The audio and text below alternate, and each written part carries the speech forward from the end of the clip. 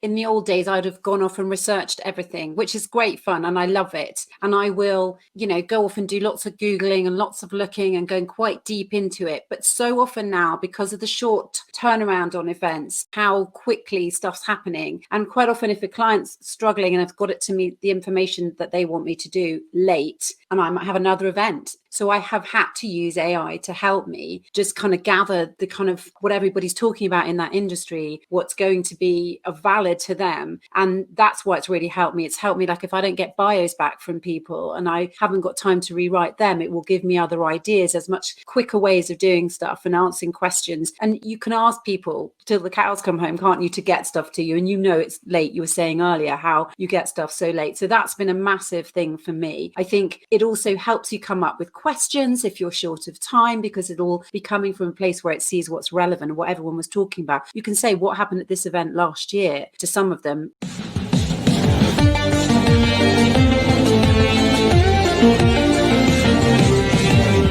Welcome to Events Demystified podcast, where we explore and demystify the world of in-person, virtual, hybrid event AV production and technology by sharing insightful tips, tricks and tactics to make your events a success. This podcast is brought to you by 𝗓𝗏 Events, a woman-owned boutique event production agency. And your host is 𝗠𝗶𝗴𝗵𝗁, a technical event planner and producer with almost 2 decades of hands-on technical experience in event production.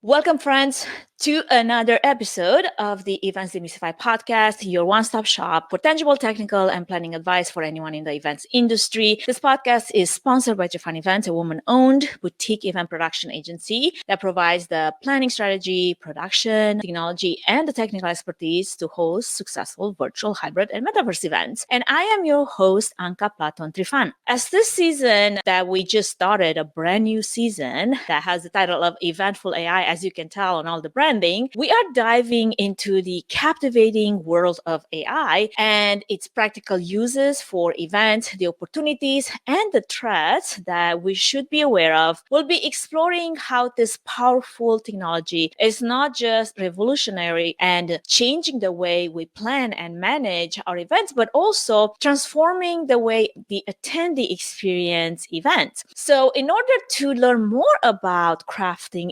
unforgettable attendee experiences and harnessing the power of collaboration in the world of events, I have with me today a new guest, Clare Forestier. She is the business, event host, and MC, a trailblazer in the media industry with 20 plus years as a career as a BBC journalist, a true visionary when it comes to pushing the boundaries of event hosting. Clare is a professional event host that uses her skills to help others improve their presentation skills and talk to the media. Described by her clients as charismatic, no nonsense, and lots of fun, Clare enjoys making the most complex and driest of subjects accessible and entertaining. She has hosted and moderated a diverse portfolio of events for top-level organizations and across many verticals, including telecommunications, technology, pharma, logistics, fintech, cybersecurity, HR, and higher education. Throughout this episode, we'll delve deep into the importance of attendee experience and the magic that happens when event stakeholders collaborate seamlessly. Clare will be sharing her insights on how she leverages AI as an event host, unveiling its true value in creating unforgettable event experiences. So whether you're a seasoned event organizer looking to take your event to the next level, or just a curious listener who wants to know what goes on behind the scenes when it comes to exceptional events and exceptional gatherings, this episode is for you. You can learn more about Clare by following the links in the episode notes. In the meantime, let's welcome our guest in and dive into the fascinating world of event experiences and AI-powered innovation. Get ready to be inspired and learn the secrets behind hosting events that leave a lasting impact on attendees.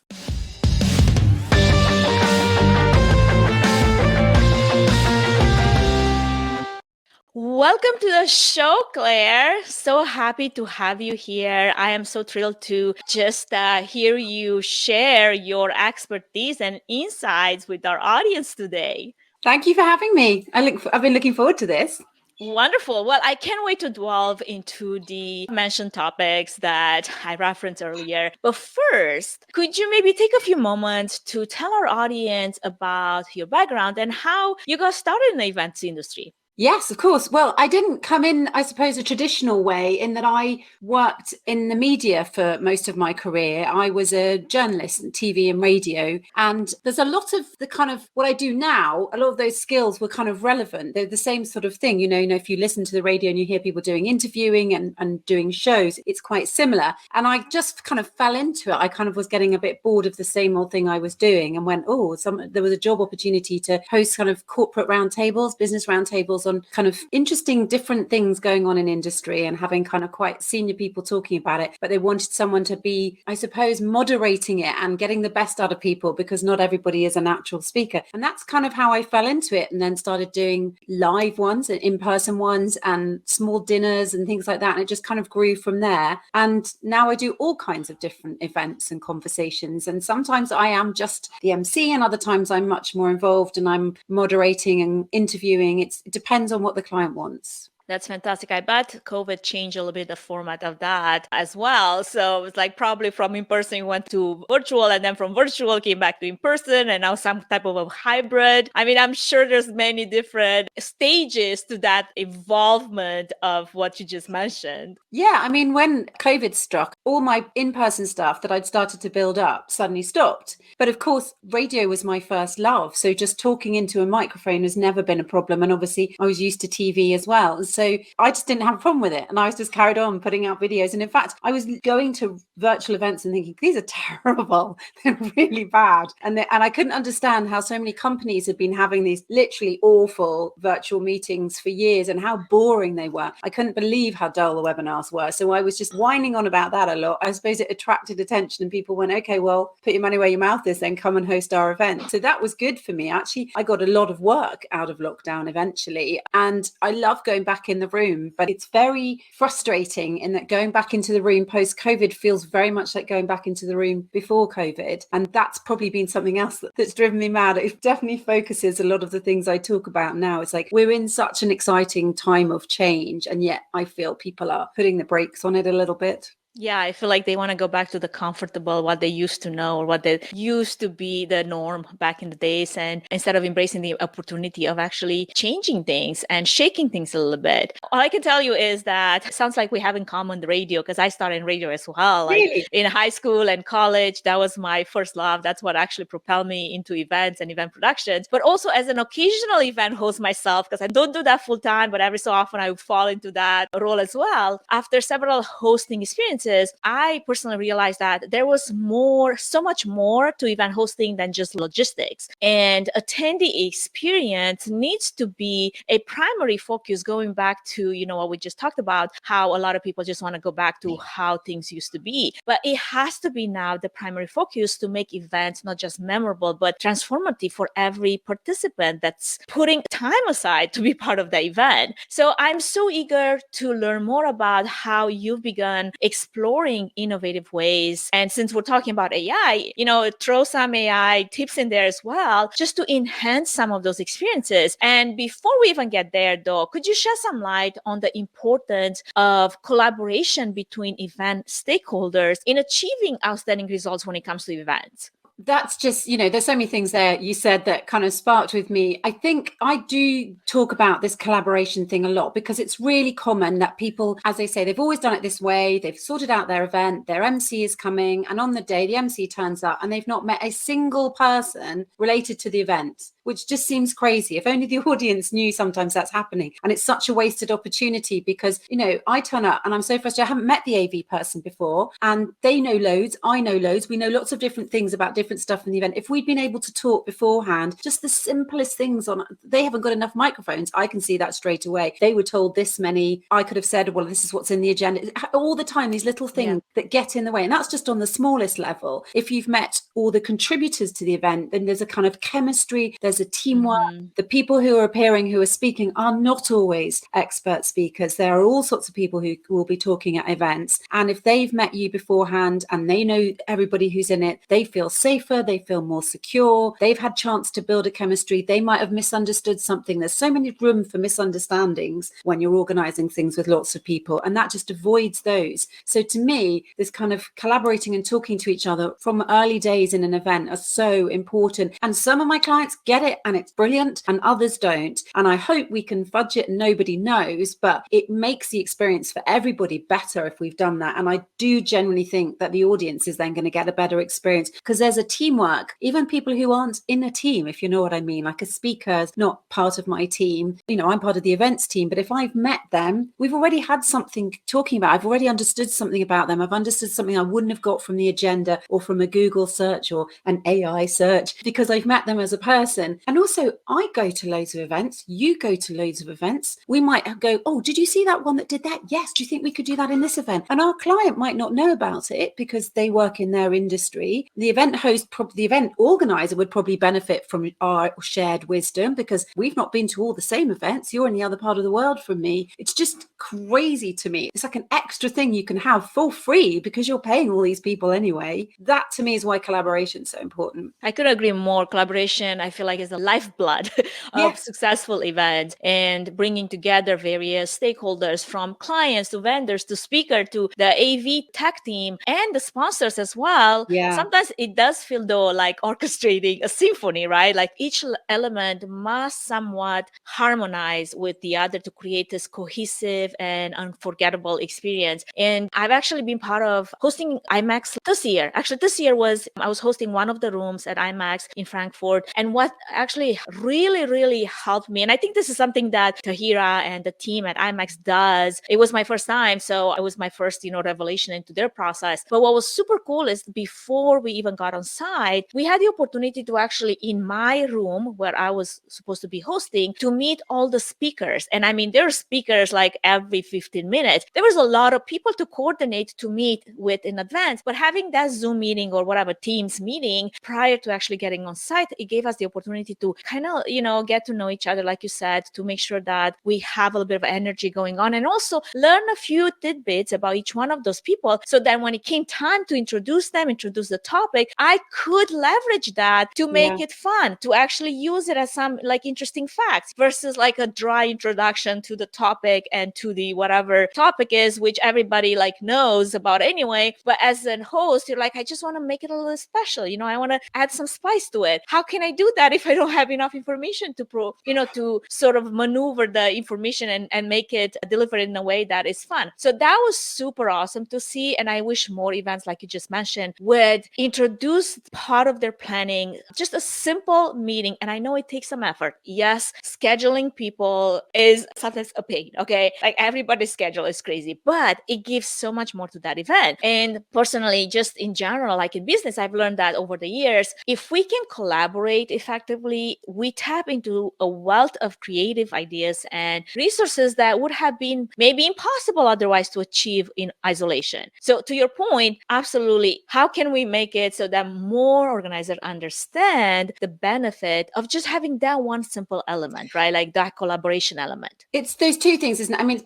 it's the way we've always done it. So if we've never done that before, we don't think we need to do it. And I think also it's that they want to control it a bit. I've noticed that with internal event hosts, it's like, this is what I know. And I'm kind of like, but you only organize events in your business and you can push it. I send my links. I literally say, hey, why don't you send my links to all the contributors and panelists, and they can just book 15 minutes with me. And the people that do love it because they go, oh, one guy said to me, I was so nervous. I don't want to do this. I don't want to do a keynote. I don't want to do a stand up and then take Q&A. It's not my thing. So I was like, why don't we see if we can turn that into a fireside chat? Instantly we're sitting on chairs, and he said, I didn't know that was an option because he hadn't been offered it. And so we had that sorted, and his was much better than other people's because I hadn't met them till the second they're coming up, like they've just been mic'd. That's the first time I've met them because of the way that this event was organized. And, also there's someone there, I'm like, oh, I didn't know he was coming. And he was a sponsor who was going to do an introduction, but nobody told me. And it was just a bit clunky. And again, if we'd all met, we would have known that was happening. I was thinking, oh, there's a new person on the stage, and running off and getting him a chair. Apparently he wasn't going to be sitting down. But these are the things that a lack of communication, a lack of collaboration just gets in the way of. And I'm sure maybe the audience doesn't notice, but we are then a bit uncomfortable. We know that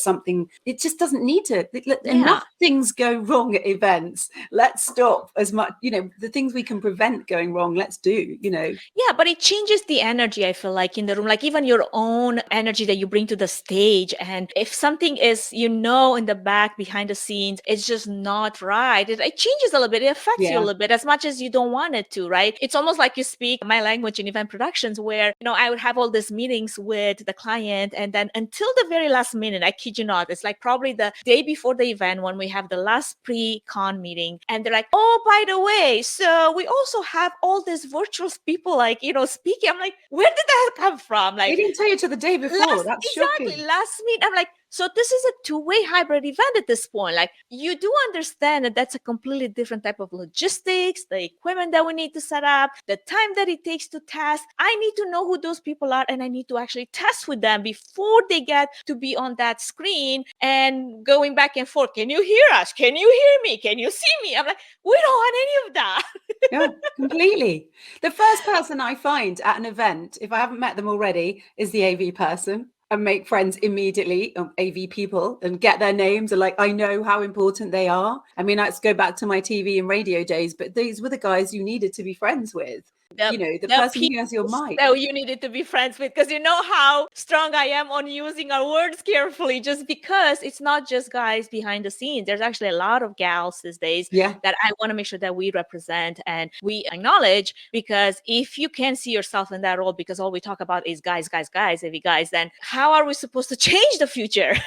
Now let's get to... Absolutely. So let's get to the heart of the matter, AI. Okay. So in your own words, how would you explain the basis of AI for our audience, and how is it shaping the event industry as you see it from your point of view? Well, obviously, I mean, I am not a technical expert in any way, but AI, to me, I just treat it as an extra pair of hands, I suppose, as a helper. That's how I've kind of absorbed it into my world. And I could have been, oh God, I'm just not going to do this. There are so many people who are saying, I'm just not going to do it. I'm just going to wait till I retire and forget about it.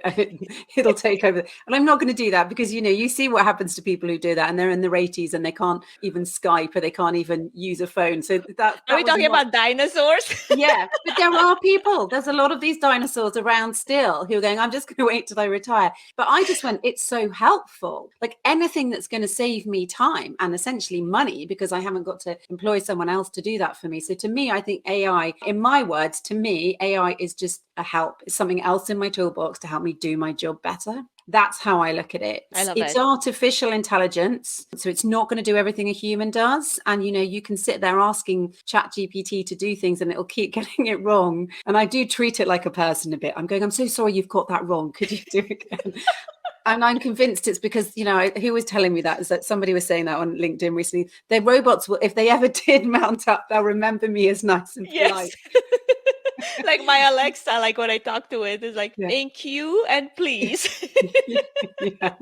Well, you've got small children. It's a good way to teach your children as well, isn't it? But that's to me, right. I mean, I could sit there and explain, where it sits on the computers and how it works on tech and machine learning. And that's not my expertise. So to me, it's just, oh God, something to make life easier at the end of the day and speed up normal things that take me so much longer. And I use it a lot personally for my own marketing, in that I'll have an idea and I'll think, oh God, it's going to take a lot of research and I haven't got time. So I'll just fire a question and then it'll give me stuff and I'll rewrite it and do it in my own style. I did do a practice one, actually. I did a video because I do lots of social media videos, marketing videos. And I did one that was purely AI and it got no response. It was terrible. And I was like, I knew that I wouldn't want to anyway, but I was really interested in that little kind of private experiment. It's I true. It's true. yeah. I feel like it's important to obviously, when people know you and once you build an audience, especially, on LinkedIn or on social, and they know you and they know your voice and your inflexes and when you're funny and when you're snarky and when you're like frustrated and when you're passionate about something. And when you just use, AI alone to portray some of that, it's not going to get it right. It's going to take a while to get it right. Eventually, I'm pretty sure it's going to get it pretty close to how we're going to want it to prompt it and respond and give the right output. Right now, where we're at, like you can tell, like I can spot somebody's LinkedIn post that was ChatGPT generated, like from a mile, So obviously there's a bit of like people like use your creative juices. And then yes, you can rely on AI, especially when you create a lot of content. I sometimes run dry. Like, okay, I need an idea to spark this next thing, right? Next video, next content piece, next blog. But from there, you should still rely on your capacity to finish that off. And when it comes to events, I mean, there is obviously no doubt that AI's impact is profound. And I'm sure our listeners are more than eager to hear more about the specifics and applications and how you're using it, the benefits, and maybe even some of the threats that AI is posing. And there's definitely threats, right, when it comes to events, but also event hosting, because that's really particularly what we're discussing today. But before we delve into any of that, let's take a quick break to acknowledge our podcast sponsor and supporter. And when we return, Claire, I look forward to have you reveal some of your strategies that have worked wonders for some of your events, on how you have implemented attendee experiences, but also how AI has helped you to maybe come up with some icebreakers or ideas that were just different than what you were used to do the same old way. So with all of that, we're going to take a quick break and we will be right back. Before we move any further, I wanted to give a quick shout out to our main sponsor, 𝗪𝗏 Events, which is a boutique event planning and production agency that will come alongside you, offering personalized event planning and technical support, strategic event design, production and technology management, and flawless execution for live, virtual, and hybrid events. The team at 𝗪𝗏 Events is passionate about planning and producing event experiences that get people involved with true moments of interaction, engagement, and co-creation, while offering white glove treatment throughout the entire planning process, enabling you to reach your event goals with the use of creativity, production tools, and event technology. To find out how 𝗪𝗏 Events can plan and produce your event become memorable, go to 𝗪𝗏Events.com.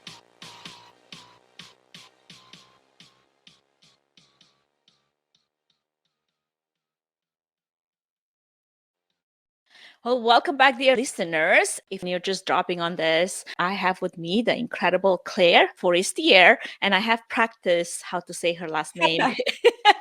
And she is sharing her expertise on crafting remarkable attendee experiences and utilizing AI to help some of that process. But more than anything, how can we create event content, design an agenda in a way that sets our events apart? Now, Claire, before the break, you mentioned some of the ways that AI has helped you. And there's so many more ways, I feel like, where AI is shaping the event industry, and how you see it from your point of view and how important it is to stay in step with technology as it evolves, so we don't become, as we mentioned, dinosaurs. Now, obviously, that has opened up a world of possibilities when it comes to content curation, personalized design elements, even agenda optimization, and AI-powered analytics. I have seen it output some really good results, especially when it comes to those feedback forms that a lot of events get, but they forget to actually go back to and review and provide some type of a rapport that you can build on for the next event, for the next conference. So with all of that happening as we speak, I would love to hear how you leverage AI as an event host, and how has it helped you maybe with some of your content ideas, design, agenda, optimization, as I mentioned, for the events that you host? Well, the way I use it, particularly at the moment, is in the old days, I'd have gone off and researched everything, which is great fun and I love it. And I will, go off and do lots of Googling and lots of looking and going quite deep into it. But so often now, because of the short turnaround on events, how quickly stuff's happening. And quite often, if a client's struggling and I've got it to me, the information that they want me to do late, and I might have another event. So I have had to use AI to help me just kind of gather the kind of what everybody's talking about in that industry, what's going to be valid to them. And that's why it's really helped me. It's helped me, like if I don't get bios back from people and I haven't got time to rewrite them, it will give me other ideas. There's much quicker ways of doing stuff and answering questions. And you can ask people till the cows come home, can't you, to get stuff to you. And you know it's late. You were saying earlier how you get stuff so late. So that's been a massive thing for me. I think it also helps you come up with questions if you're short of time, because it'll be coming from a place where it sees what's relevant, what everyone was talking about. You can say what happened at this event last year to some of them. ChatGPT is a little bit slow on that, hasn't it? It's about 3 years behind. And you'll get feedback on that and you'll say, oh, that's what they talked about last year, we won't do that this time. I did ask ChatGPT a couple of times for potential jokes to use and they were really bad. It was so bad. Like I was almost laughing at how bad they were. Like they were like the worst dad joke. I'm like, yeah, I'm not saying any of that. So did you try to maybe compare it with, say, Brad AI, the Google's version of ChatGPT, to see exactly. if they come up with anything better? Jokes are still struggling with. Jokes is still not there. And I guess as well, it's, you know who kind of programmed it initially, it's a different thing. Sense of humor is not there yet, definitely. Yeah. But it's so useful for latest issues. It's so useful for because I do them on so many different subjects, so many different things. And I do enjoy the research to go, oh, that's what's the kind of sexy bit about that industry. That's the bit that they're caring about. But it's a quick way. Again, it's just a really helpful way to do it. And I think in terms of setting content questions, it's just invaluable for me. Absolutely. And even if you then rewrite them in your own style, that's just done it. And also there's a really good way of, you can feed in, if you've got access, say, to a lot of chat that's coming through particularly during a virtual event, you can just feed it all in and just say, sum this up for me. What's everybody's top interest or the top thing everybody's talking about or bothered by? And it goes through and it will say, these are the 3 things that everybody seems to be worrying about. It doesn't say it in that term, but you instantly know, oh, right, of 100 comments on social media or on the feedback chat form, it's summed it up for me, because I haven't necessarily got time to do that. And then I can say, oh, I hear lots of you are getting really mad in the chat about this. And in the past, you'd have just been whatever you'd flicked through. Now it can be much more specific. That is what the last 20 people said, even if I've only been able to look at what 3 people said. So from my point of view, that's been invaluable. And then, because you always want it to be about the audience experience, and an audience member wants to know that they were heard. And even if it's just in the chat, if most of them are talking about something and you mentioning it, they immediately feel a bit more heard. So that's important. That's fantastic. I feel like what you just mentioned is that personalization that is becoming so increasingly important for events. And AI is, that perfect tool, as you mentioned, in your toolbox to analyze some of the attendees' responses, their preferences, their behavior, past interactions maybe with the event, based on which then you can suggest relevant topic of conversation or sessions or workshops or maybe networking opportunities. So you can really dive into creating that type of personalized journey for each participant in a way that feels like it's relevant to them. And what you just mentioned with the chat, that's actually a fantastic idea. I'm going to have to steal it next time when I do one of those events with a lot of movement in the chat. And actually, I just did a couple of weeks ago, I had a hybrid event and there is a lot of movement in the chat, but not enough. Like you can tell that you needed more prompting. And we had a chat cheerleader, as I like to, call the moderators that keeping an eye on the chat. And you can tell that she was struggling a little bit to just keep up with coming up with smarter ways of engaging this audience that we wanted to feel like they're still part of the event, even though they're not in person. And next time we're going to do that, what you just suggested. So with all of that being said, are there any other maybe AI applications that you have found beneficial? Well, one of the things that is frustrating to me is how many people are still not using the feedback option, using the data analysis, because I went to a sort of, what do you call it, like a hash up after an event recently, and they were talking about the feedback and somebody had really gone through the forms and listened to what everybody had said, but they'd done it all manually, which just kind of blew my mind. Talking about time saving. I know, but they could be really specific that way and they almost hadn't trusted it. And I was like, that's crazy. There is such good tech. I mean, don't tell me to name it all because it isn't my field. It's not something I employ, but there is such good stuff to do that now that can feed in all your answers and give you some really good responses. And that to me would be, I mean, I don't understand why you would have an event and not do that. I mean, it's good to have, I guess, that personal touch and eye on things, but doing it all manually, that sounds like a lot of of hours spent on something that could have been easily delegated to an AI tool. So you can spend your time on more important tasks. But again, that's not up to us to say what priorities people might have. It's just funny to me to know that there's so many plugins and so many options out there, and just doing a little bit of research. Like, it was somebody that was actually struggling to understand how ChatGPT works. And I'm like, why don't you ask it? Yes. That's it. We're using it. We're using AI every day and we don't realize it. So when we sort of say, I'm frightened of it, or somebody's worried about it, you think, but I use it loads. I mean, we use it when we talk to Siri on our phones. I'm scared if I say that, my phone will switch on. But, when you're spell checking something, or when you're going somewhere in the car and it's telling you there's traffic, when the little red line appears, it's basically saying that route is going to be busy. That's all from artificial intelligence. So we shouldn't be scared of it. We're using it now. And it's just asking a question and asking it 3 or 4 different ways to get the answer you want. It's, when you sort of throw something at a colleague, you go, oh, what's the word for that? And you're like, that's all it is. You're expecting that person to give you the word, or can you tell me another way of saying this? Or did you know how to do that? And they're like, just Google it, was what we used to say. And then it was hours of searching and trying to get the right answer. And this way you can get it so quickly. Yeah. I love the productivity aspect of it. I mean, even responding to some of the emails that otherwise I would just cringe to have to come up with a response, because they're either like marketing, sales type of pitches, hard cold calls or emails. And I don't have the heart yet to just ignore it and maybe like trash it. So I will literally have this plugin. It's Compose AI. And I would press say no politely.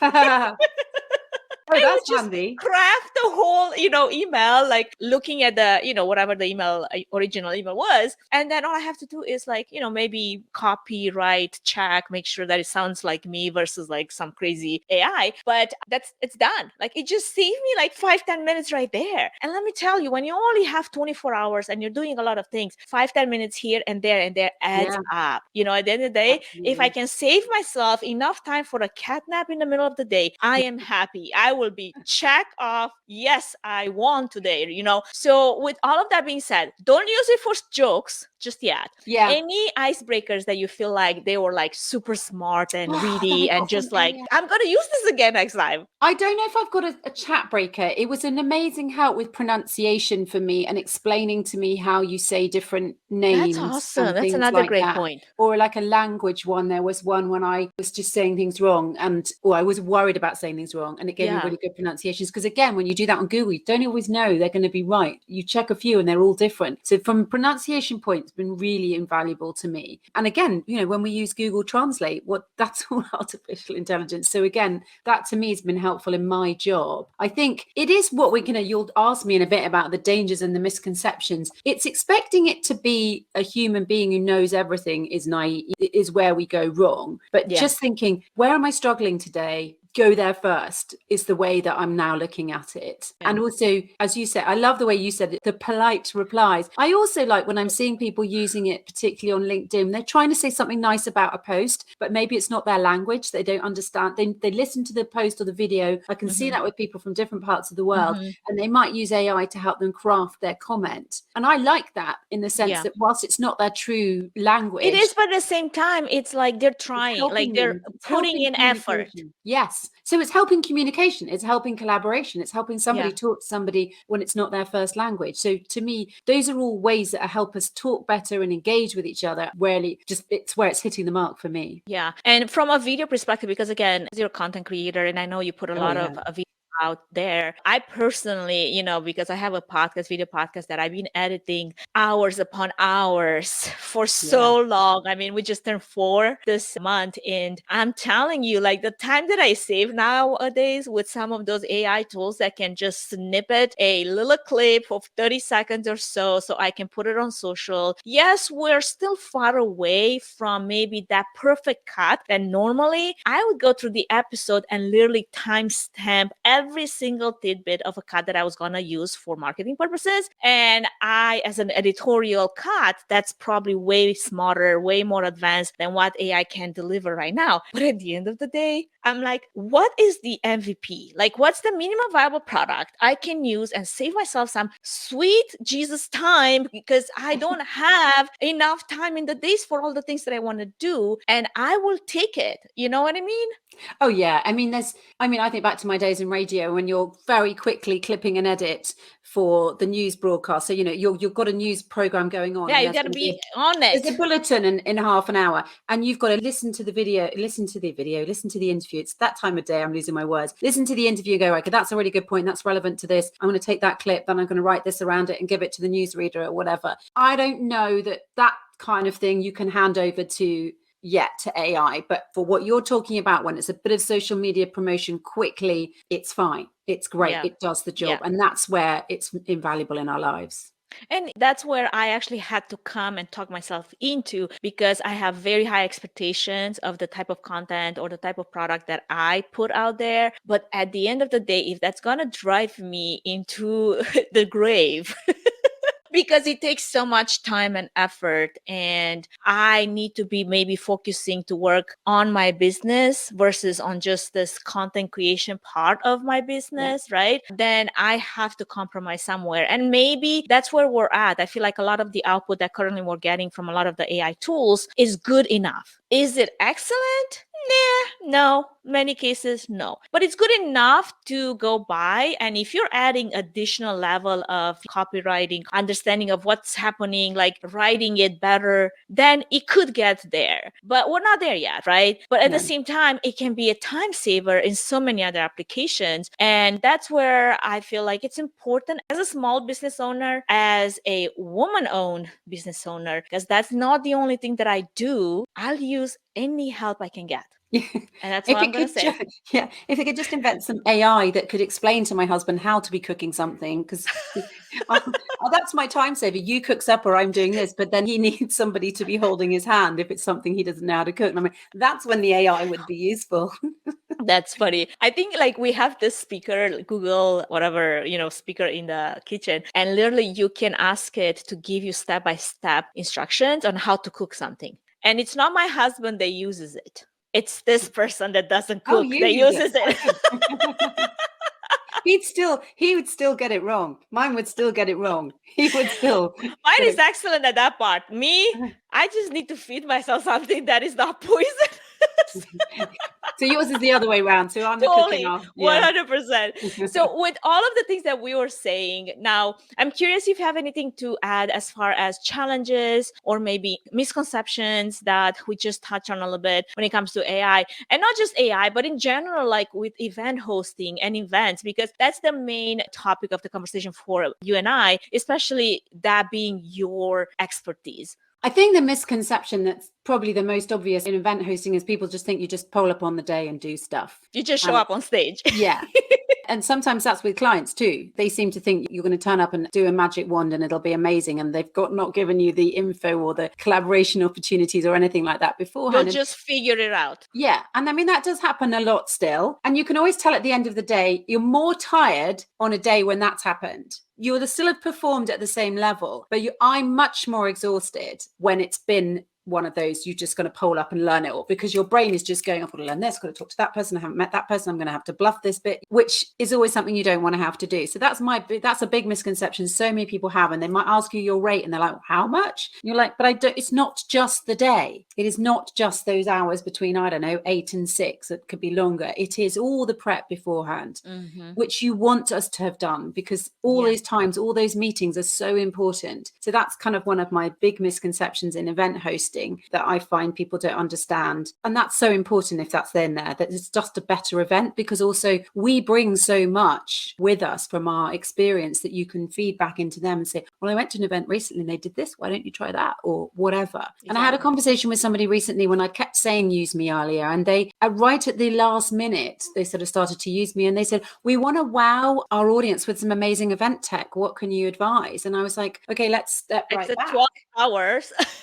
But also let's step right back. It's not about using event tech to wow them. It's doing something to wow them, and the event tech will enable it for you. Yeah. It's the same with AI. It's an enabler. It's not the doer of the whole thing. You want something great to happen. Don't rely on technology to do it. The technology is helping you do it. That's what all of this tech has done. It's all been invented to make our lives easier, but it's not been invented to be the thing, if that makes sense.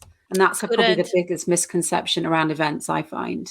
Absolutely. Those are some wise words there, and I couldn't have said it any better. And it's true, even with, as we're talking about AI and tech tools in general, the implementation should certainly be approached thoughtfully and responsibly. And there's a lot of considerations and there's a lot of things to think about before you do that. And the way you do it will obviously impact the attending experience, the event that you're working on, and maybe inspire others in some way or another to embrace innovation and create some experiences that are different than what they're used to in the past. Now, because we're coming to time here, and I also want to touch on something that's very important. First off, thank you so much for just being here, joining us, sharing some of your experience, especially when it comes to event hosting, and sharing your insight on some of the things that you have lived through and learned. But going back to that one thing that you just said about how, when you don't have enough time to plan, or when you feel like you're just dropping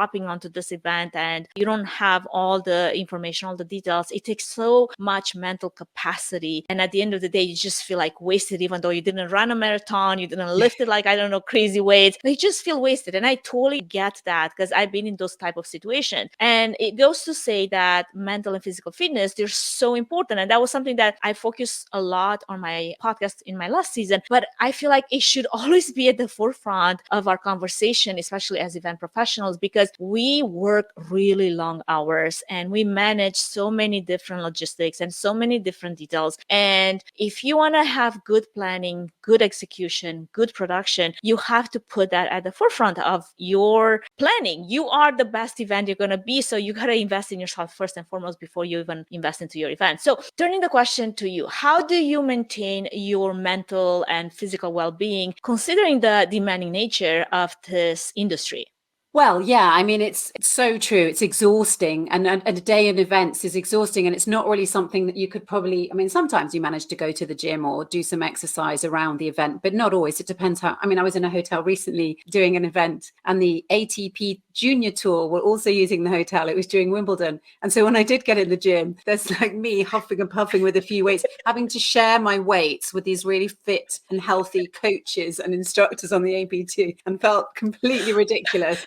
They're like really fit, and I'm like, sorry, can I with this weight? But that was a day when I managed to do both. We can't normally do both. Yeah. So I've always got my healthy snacks in my bag. I avoid all the sweet stuff because that's going to kill me. I get up in the morning and would do some stretching and breathing and calm myself. Whenever I feel myself getting really then I kind of take myself off around the corner or go to the loo and just do some breathing. And that's kind of my only thing I can do at an event, and just keep hydrated, because it's all on you. I have to look now at my diary and watch what I plan straight after an event and before an event. Really avoid back-to-backing. So having like a 3-day event on a Monday, Tuesday, Wednesday, there's no way I can do anything else that week. Yeah. Not a chance if it's a big event. And I have to be strict with myself and not let someone schedule it. A client's going, can you do it? And you're like, I literally couldn't. I couldn't travel back from there and do it and do their good job. And still have that energy. You got to just do it. Yeah. So it's annoying. You're like, I'm missing out on that work. But you can see one of the best things post-COVID has been that nobody's expected to wear heels anymore, which is brilliant. That's been the best thing ever. Throw those out. But it is more exhausting, I've noticed, coming back. I think it's because we had a big gap of not doing stuff. And I find even just going up to London now, it's like, whoa. I wear noise cancelling headphones. I never used to do that, walking around the underground, walking around public transport. Yeah. But again, because I know I'm going to arrive and it's all full on. Yeah. If I've arrived somewhere very calm, that helps. I don't know if that's my age or pandemic, but those are you're protecting your quiet space. And I feel like I've learned to do that more often now post-COVID than before. I don't know, maybe like you said, it's because we went through that period of isolation and we're way more sensitive now to being overstimulated. I know that I personally am, and I am really like a hawk for like quiet time. People see me as an extrovert, but I'm only an extrovert this much versus the rest of the time. I love my quiet quiet alone time, and Well, I it's am one of recharging during that time. It's one of the things we're talking about in events a lot at the moment is providing safe, quiet spaces for people to go to in busy events, green spaces, things like that. And I really notice it when it isn't there, when I haven't had a minute to. And sometimes I'll think, I know they don't want people going outside, or they want me to be encouraging everybody to go down to the sponsor hall. But I physically know that I need to just go and stand outside for that 5 minutes of that break and just get some sun on my face. And I'm trying to say, look, I'm not wanting to be telling people to do that if I want to be doing this. Think about what you would want to do. Exactly. We have to turn that back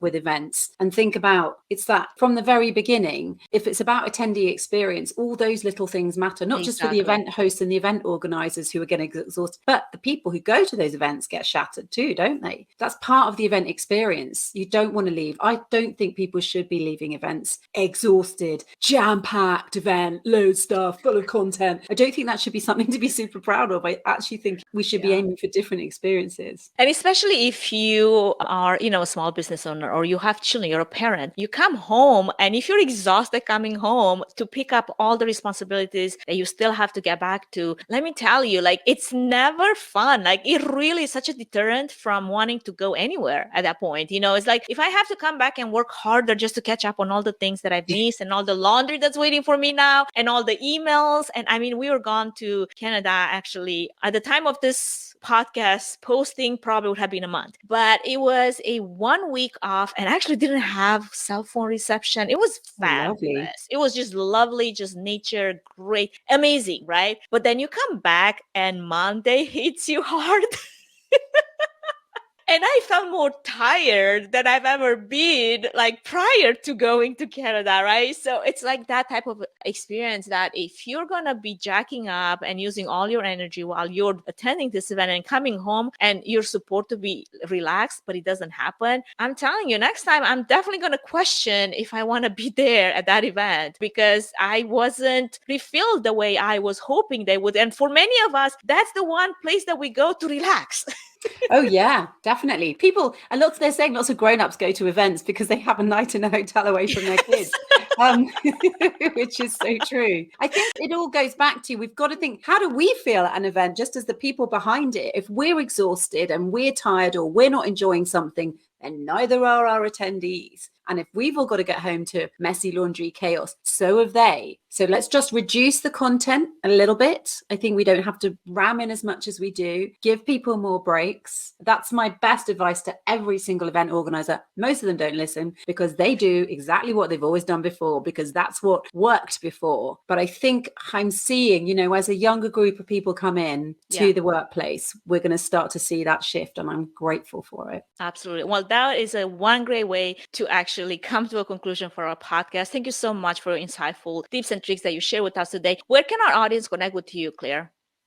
I'm very busy on LinkedIn, so you can always connect with me on LinkedIn, and all my contact details are on there as well. So if you want to get in touch, and I do have a website, clareforestier.com, you can find out about me there too. So I'll have all those links in the episode notes. And yes, your content comes over my LinkedIn page quite often, and I enjoy it a lot. So keep putting quality content out there, because it's definitely making a difference in the event industry community. And it's changing the narrative. Like you just said, it might sound like nobody's paying attention. It might sound like I'm just talking and nobody's listening. But I feel like it's not just the old guard that really matters. It's the new people, the younger generation that's coming in, and they're paying attention, and they're like, we don't want to do what you guys did. Like, you're crazy. Like, I want to have my 4-day work week. Yeah. I want to have my weekends to go and relax and not work crazy, insane hours. If it worked for you, good for you. But I don't want to do that, right? So there's definitely going to be a shift and a change. And I feel like this is just the beginning. I love that you are an advocate for that. So it's been a truthfully insightful conversation. I'm so glad that we got to do it. Thank you again for joining me, Claire. And to our listeners, thank you for tuning in. If you enjoyed our conversation with Clare Forestier, don't forget to subscribe to Events Demystified podcast for more enlightening discussions with our upcoming industry experts. Until next time, this is your host, 𝗠𝗶𝗴𝗵𝗁, signing off. And remember, every event is an opportunity to make magic happen. And with the power of collaboration that we just talked about and the AI tools that we have our fingerprints now, the possibilities are limitless. Stay fit, healthy, and keep innovating. Thank you, Claire. Thank you. Thank you for listening to the Events Demystified podcast. If you enjoyed this podcast, please take a moment to review it, rate it, and share it with other event professionals that could benefit from it. Connect with us on social at Events Demystified Podcast. We would love to hear from you and what you're up to. If you'd like to learn more about Tree Fan Event services and find out if we're a good fit in supporting your event, can we help your event be successful with a 20-minute free consultation? Link in the episode's notes. Thanks for tuning in.